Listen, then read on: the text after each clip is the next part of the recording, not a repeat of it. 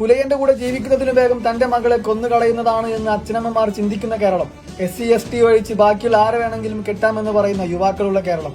ജാതി കൊലപാതകങ്ങളെ ദുരഭിമാന കൊലപാതകങ്ങളാക്കുന്ന മാധ്യമങ്ങളുള്ള കേരളം. തെരുകളിൽ കോളനി വാണങ്ങളും കണ്ണാപ്പികളും പുലയാടികളും ഉൾപ്പെടുത്തുന്ന കേരളം. നിന്നെ കണ്ടാൽ ആ ജാതിയാണെന്ന് പറയില്ല, എന്നെ കണ്ടാൽ ഈ ജാതിയാണെന്ന് പറയില്ല എന്ന് പുലമ്പിക്കൊണ്ട് നടക്കുന്ന കേരളം. ഇവിടെ ജാതീയത ഇല്ല എന്ന് ആരും പുലമ്പണ്ട. ജാതീയത മൂലം അധിക്ഷേപിക്കപ്പെടുന്നവരും ആക്രമിക്കപ്പെടുന്നവരുമില്ലെന്നും ആരും പുലമ്പണ്ട. ഇന്നും ഇവിടെ ജാതീയതയുണ്ട്. അതിനിരയാക്കപ്പെടുന്ന ഒരുപാട് മനുഷ്യജീവനുകളും ഇന്ന് ഈ കേരളത്തിൽ ഈ 2026 ഉണ്ട്. ഇത് അനഘ, എഴുത്തച്ഛന്റെ കോളേജിൽ നിന്ന് വർഷങ്ങളായി ജാതി അധിക്ഷേപം നേരിട്ടുകൊണ്ടിരിക്കുന്ന വിദ്യാർത്ഥി. നീതിക്ക് വേണ്ടി ഒറ്റയ്ക്കുള്ള പോരാട്ടത്തിനിടയിൽ അവൾ നിയമ പോരാട്ടം നടത്തിയപ്പോൾ ആരും തിരിഞ്ഞു നോക്കിയില്ല. അവസാനം അവൾ സമരത്തിലേക്ക് ഇറങ്ങി. അവളുടെ ശബ്ദം അവൾ ഒറ്റയ്ക്ക് ഉയർത്തിയത് കണ്ടുകൊണ്ടിരുന്നവർ അവൾക്കൊപ്പം സപ്പോർട്ട് ചെയ്ത് കൂടെ കൂടി. ഇന്നത് അവളുടെ മാത്രം ശബ്ദമല്ല, ജാതി അധിക്ഷേപം നേരിടുന്ന എല്ലാവരുടെയും ശബ്ദമായി മാറിക്കഴിഞ്ഞു. അവൾക്ക് നീതി കിട്ടണം. അതുപോലെ തന്നെ ജാതി അധിക്ഷേപത്തിന് ഇരയാക്കപ്പെടുന്ന എല്ലാവർക്കും നീതി കിട്ടുകയും വേണം. ഇനി ഒരുത്തരം ജാതി അധിക്ഷേപം കൊണ്ട് മുന്നോട്ട് വരാതിരിക്കുകയും വേണം. അവസാനം ചർച്ചയ്ക്ക് വിളിച്ചപ്പോ അവളോട് ഒറ്റയ്ക്ക് രാത്രി ചർച്ച ചെയ്യാമെന്ന്.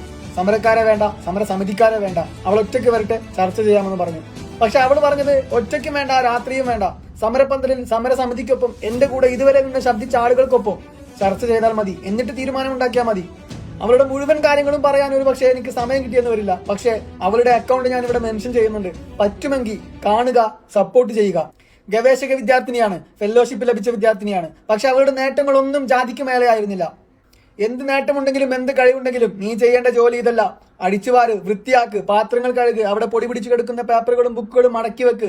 ഇതൊക്കെയാണ് നീ ചെയ്യേണ്ട തൊഴിലെന്നാണ് അവിടുത്തെ ഡയറക്ടറായിട്ടുള്ള അരുൺ ബാബു എന്ന ഡയറക്ടറും ജൈനി വർഗീസ് എന്ന അധ്യാപകയും അവളോട് പറഞ്ഞത്.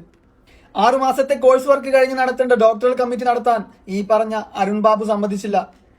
ജാതിവരിയിൽ മാത്രമല്ല അരുൺ ബാബു ശ്രദ്ധിച്ചിരുന്നത്, സ്ത്രീകളെ അപമാനിക്കുന്നതിലും അരുൺ ബാബു മിടുക്കനായിരുന്നു.